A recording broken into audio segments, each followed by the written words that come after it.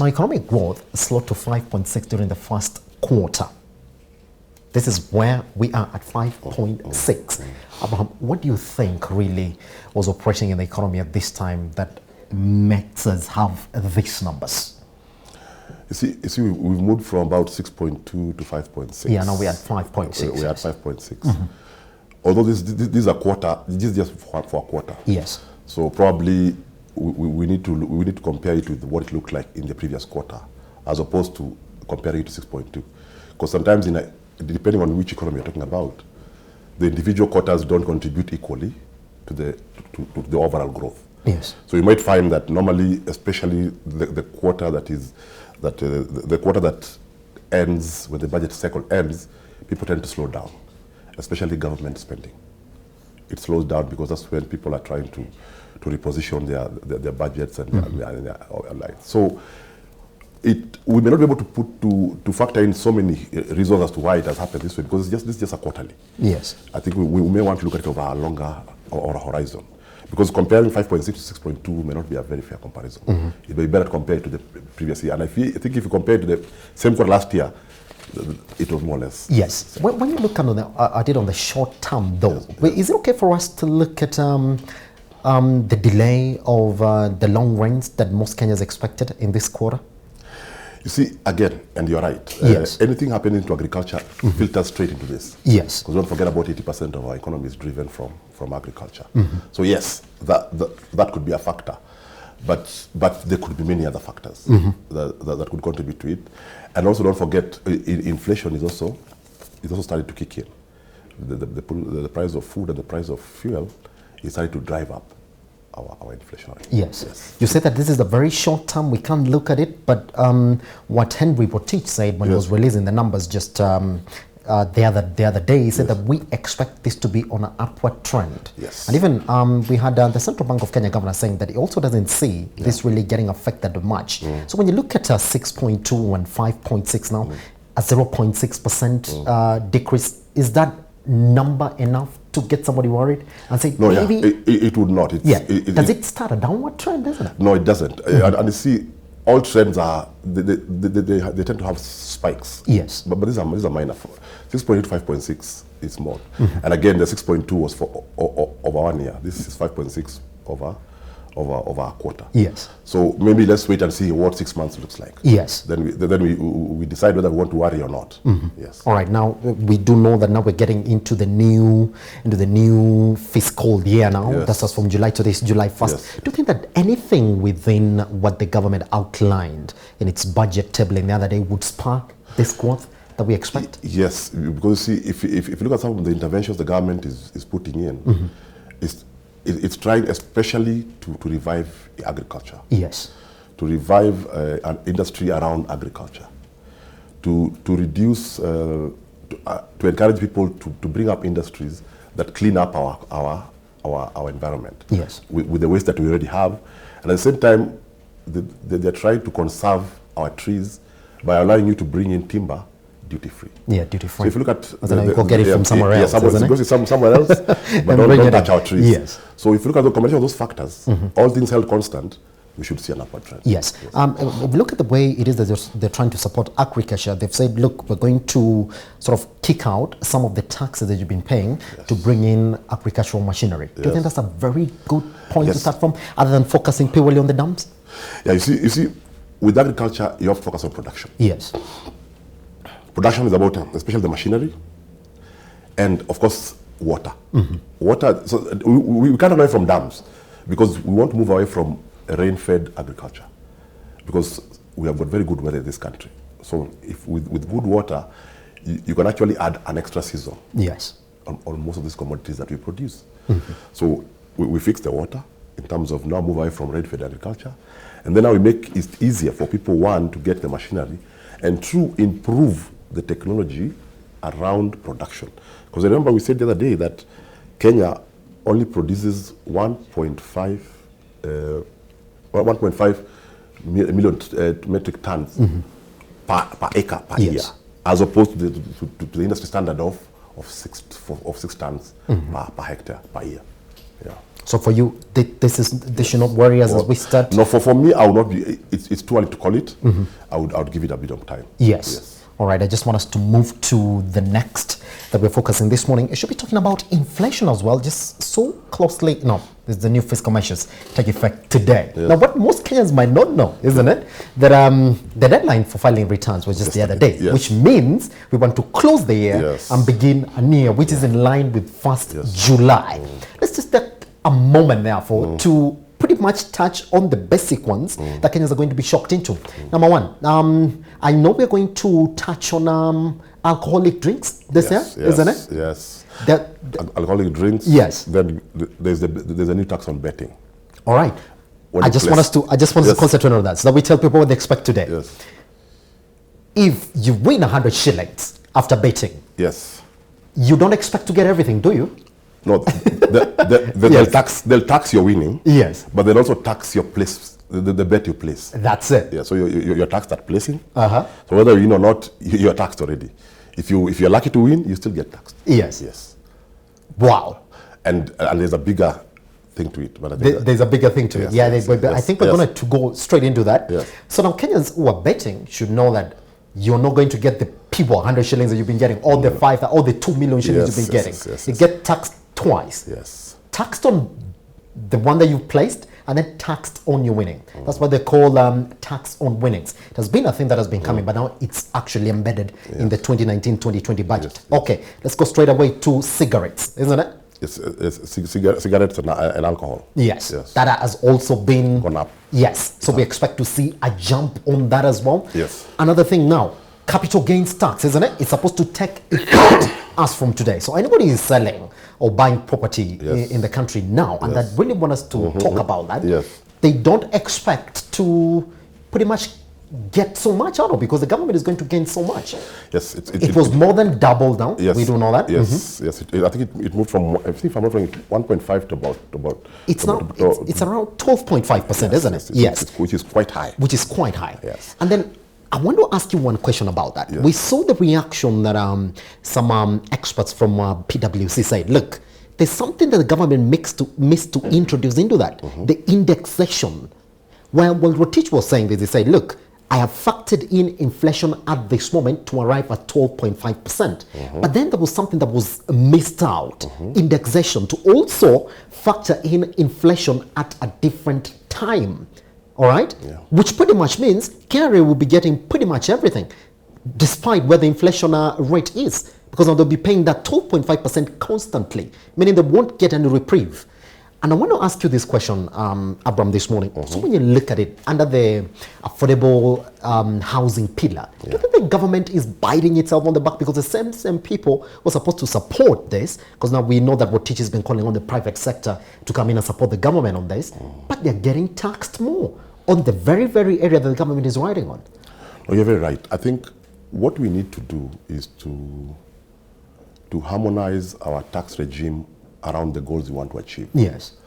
But don't forget, again, we still have a problem of raising income. Yes. Or tax income for the government. So these are two conflicting roles. Because on one hand, we have a 3 trillion budget, which we must raise this money from somewhere. And I think we're going to raise about 2.1 from taxes. On the other hand, we have 4 agenda items which need to be spurred. Now, if you look at it carefully, if we were to give breaks on all the 4, then it will impact very heavily on the amount that we're supposed to collect. So the question is, which one do you want to do first? Do you want to give a break, a tax break, and expect that the spur in the economy will translate to increased tax income in the future? Yes. Or tax them now, as much as you can, and collect all the money you need? Yes. So that's the question you need to answer. Do you want our money today and kill the golden goose that lays the golden eggs? Yes. Or allow it to give some concessions, so that, because the moment you give tax concessions, there's normally a boom in an economy, no doubt about it, because people like when they pay less taxes. But now we have to be able to quantify and give a timeline as to how long this tax break is going to give a return. Yes. In terms of an expanded economy that we can tax and recover this tax that we gave out Yes. in earlier years. Yes. And another thing that Rotich said about this, he said that, look, it's been adjusted like that so that it mirrors regional standards and levels. But is it not very expensive to get land in Kenya as it is to get it anywhere in East Africa? You see, with taxes, the price of tax vis-a-vis the total cost of the land, yes. I think is still negligible. But it's more expensive land here because land is a factor of supply and demand. That's number one. But what we need to work on is the capital gains tax, because that is a deterrent. You're very right, and it's good that what they said now, if a company is restructuring, if you're moving an asset from one company to another, that has been waived. That's a good move. But at the same time, even in the private place, I think we need to review that, because when the tax is too high, then again, as I told you, people find ways of going around it. Yes. Then we all lose. But if it is acceptable, or it's within acceptable bands, then people are willing to pay. Yes. Yes. All right. Another measure that is supposed to take effect as from today is that any company in Kenya that is going to open shop to recycle and also use the materials that are existing in the Kenya, they're not going to get any tax on their business, isn't it? And also the machinery that they use to run their business. So for somebody thinking about starting any company today, is it a good place to go, and where should you start from? You see, they've waived the duty on machinery. Yeah, yes. They've reduced their corporate tax from 30 to 15. To 15%. That's huge. That's huge. Now, what that will mean is that those industries will come, no doubt. Now, once they come and set shop, they will consume all the plastics that you see everywhere. Yes, yes. But the question is, how sustainable will those industries be? Because they'll probably run out of that raw material. Yes. Because don't forget, there are already measures in place to stop anything plastic. So it means if you look at it logically, they'll run out of raw material. Yes. Because I was reading there's some countries in Europe that produce electricity out of garbage. Now some of those countries are either going to shut down those industries or will have to import garbage. So anything that relies on waste, that waste must also be produced sustainably. Yes. Now in this case, the plastic is not being produced sustainably because we are also working on the production of it. Yes. Yes. But in terms of them coming in, but the good thing, being investors, they'll come in with that reality in mind.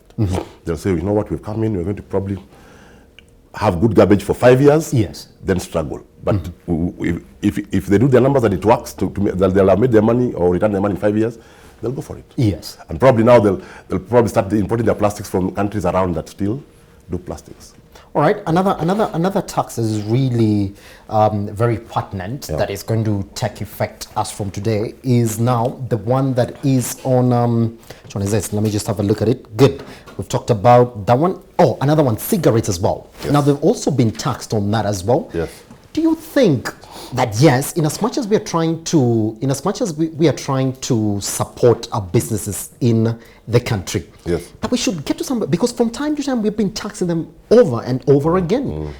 Are we looking over the other side and saying, yes, our economy also does need this business? And number two, I want you to talk to me about this 840,000 jobs that we say that we created in 2018, 2019, which people are saying are neither here or there when you look at them versus what the economy needs.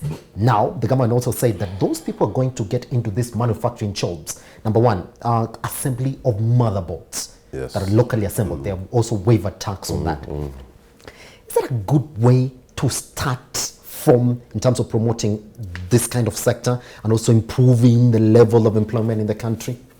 You see, for you to grow employment, you must assess your economy for those sectors that you have comparative advantage over your neighbors and the world at large. Now, Kenya has a big comparative advantage in agriculture, in ICT especially. So for the motherboard issue, that is a good move. That's a good move. It's a very good move. Because what we want to transform Kenya into is a Savannah Valley. Yes. To mirror Silicon Valley in the States.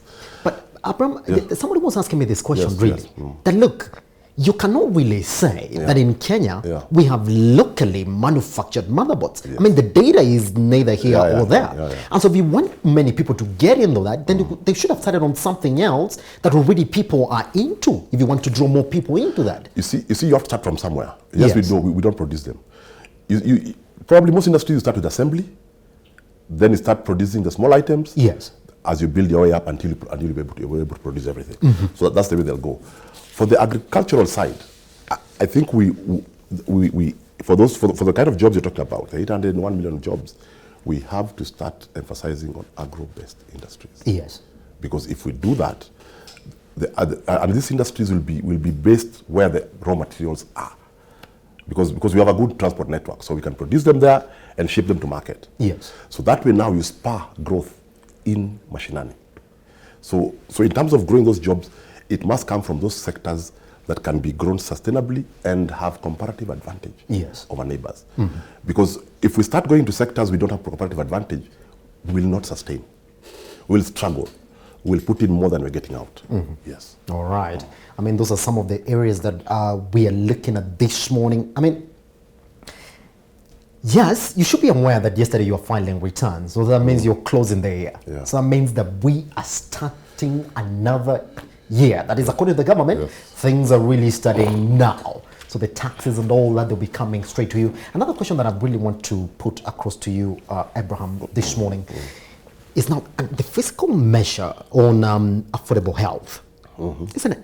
They've been piloting it now for quite some time now in 7 counties across Kenya. Don't you think it's time now for them to get findings and tell us whether this is possible or not? And should we expect it to grow further in this year? Personally, I think that they're not piloting it to find out whether it works. It does. It does I think what they are piloting to do is to work on the operations and logistics of the house, of the how to do it. Because the kind of money that we check off from NHIF can sustain an affordable healthcare system. That's my personal opinion. It can. Globally. The amount of money we collect globally and the amount of people who need healthcare. If you do that sum, that money is enough. However, how do we now do that? How do you have this hospital taking care of this person through NHIF? That logistics, I think, is what they're working out. And I think, as you're rightly saying, I think it's about time maybe we started now rolling it out to everybody. Because the moment we have a healthy nation, because even for you to work, you have to be healthy. So when I talk about jobs, you first have to be healthy. Because if you're unhealthy, we can have all the jobs we want, but we'll have no one to go for those jobs. All right, there are a lot of proposals in the universal healthcare that were outlined for 2019-2020 budget. I know we shall be calling Abraham again so that we sit down as a panel and really talk about them on a deeper level. But what we do know, yes, it should be taking effect as from today. All right, let's go for crossover and look at another issue that we are looking at this morning. All right.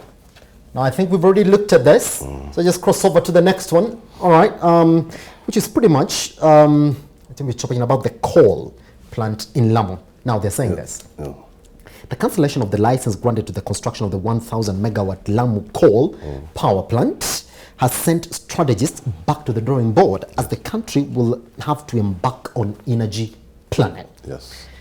And this is something that I really want to ask you this morning, Abraham, about our policies and the way in which that we embark on these policies.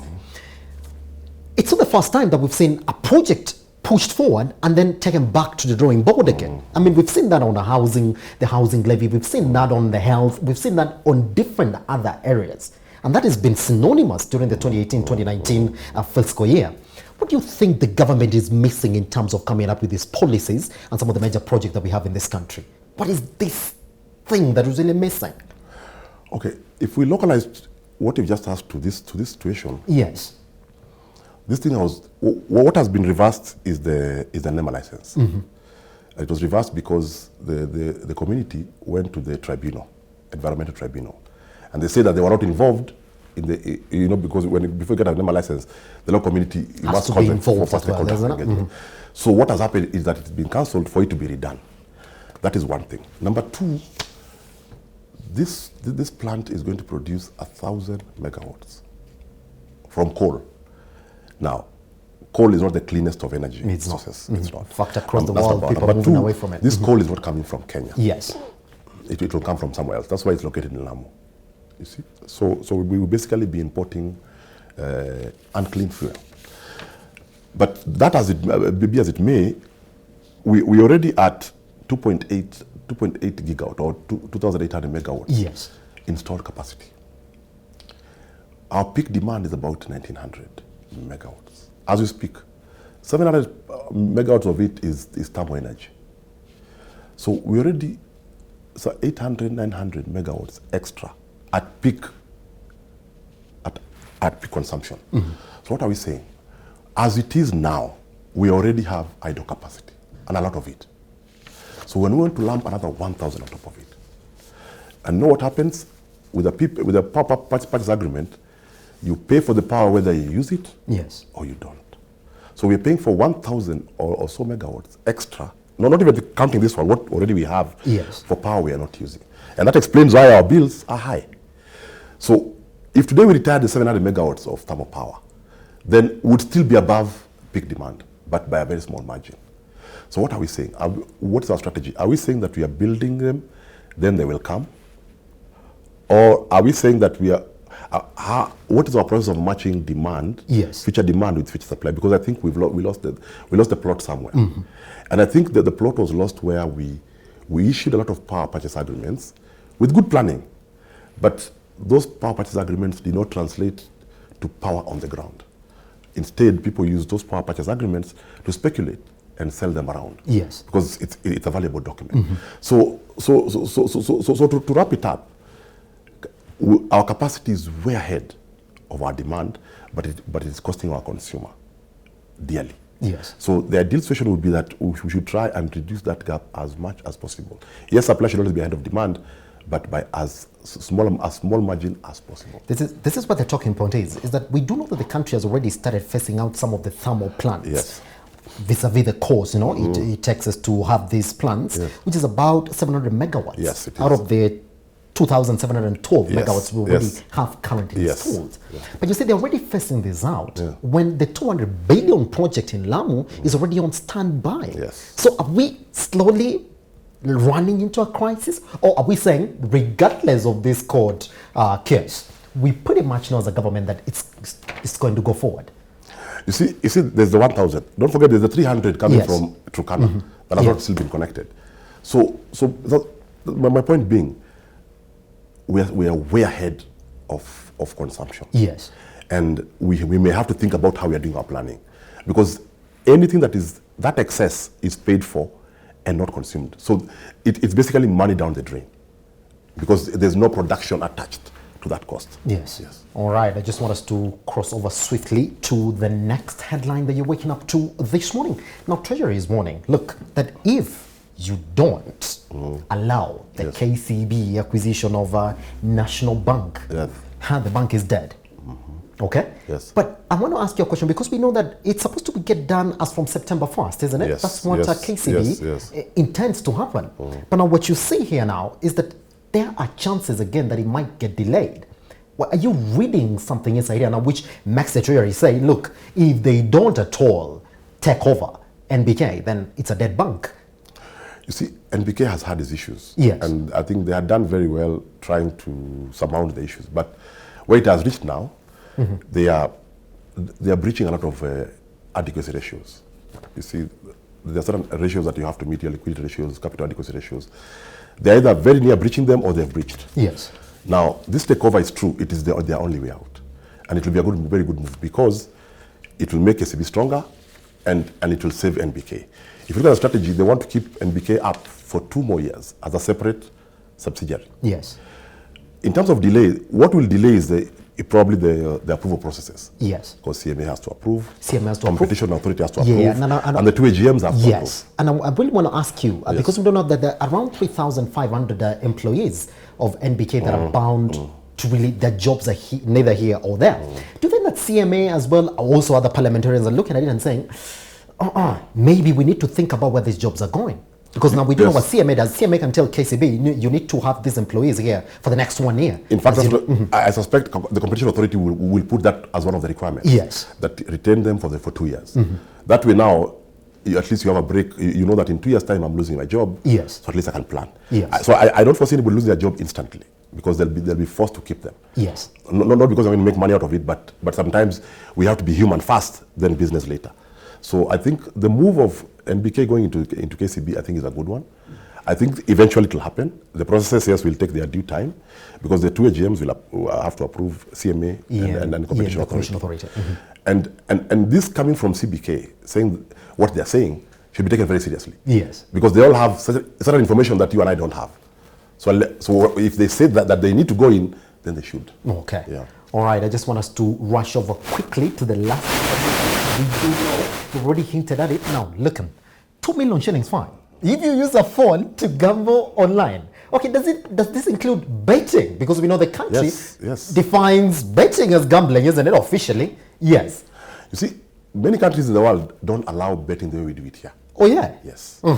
So what this does, it will completely disrupt that market in terms of you cannot bet using your phone. Wow. So these companies either will have to shut down or create booths everywhere where you can go in, do your betting and walk out. And that means more money for the government because you have to set up shop. But this one is purely driven by the ease of doing betting. Yes. It's become too easy. And because of being too easy, it's attracted certain people who are not envisaged to have gone into betting. Yes. So that they're trying to reverse that. In most countries, there are quite a number of countries that don't allow you to bet using your mobile phone. So we were basically trying to say, there are people who want to bet, we know them, but you guys go somewhere. The same way we say people who want to smoke, go to a smoking zone. So now you want to bet, you go to a betting zone. You go to a betting zone, isn't it? On the phone. Yes. And you can see the kind of fines that this is 2 million is for a person. 2 million for a person, isn't it? 50 million. 50 million for a corporate. Yes. It's not the first time, and I want us to clear on this, by the way. It's not the first time that we've seen the government try and get close to the betting companies in the country. Yes. For you, because it's a 200 billion market that we're talking about. And I really want to ask you this very nice question as we clear. Isn't there a way that the government can finally satisfy both sides and say, we recognize this is a business that you're doing, but then we need to find a proper way in which we integrate it into our country? And is culture really a good way to take out a 200 billion business from your economy? You see, I think the government has made up its mind. Yes. That the ills of betting surpass the benefits we're getting from it as a government. So having come to that realization, they've decided we have to control this thing at whatever cost. Because some of the possibilities that some of these companies will close down. And that will impact, of course, the government income. Yes. But I think the government has done its homework and has decided they're going to go this route. Yes. Because if you look at this is a very emotional bill. They have gone for 2 million per person, 50 million for a company. Quite something. The message is very clear. Yes. We do not want this anymore. However, this is a bill, so it's not a law. So it's still going through the motions in Parliament. So if it passes, it will be. If it doesn't pass, it's a clear message to these companies that this is coming. This is coming. Yeah. And it's been coming for some time now. For long. Remember I told you, we're just delaying our pain. Yes. But the pain will come. Yes. Because now we do know that withholding tax and tax on winnings, it's something that is already happening for those who want to get into betting. Talk to us. Did you bet? Are you going to bet for Africa Cup of Nations? Yes. What's your prediction for Kenya, Senegal? And how much money are you going to get from that? We will be doing the computations for you. And then after that, talk to you and you can tell us exactly what it is that you're feeling. With the new fiscal measures for 2019-2020 budget taking effect in the economy as from today. We've been having Abraham Muthogo in the studio, CEO Miradi Capital, going through the major headlines that you're waking up to this morning.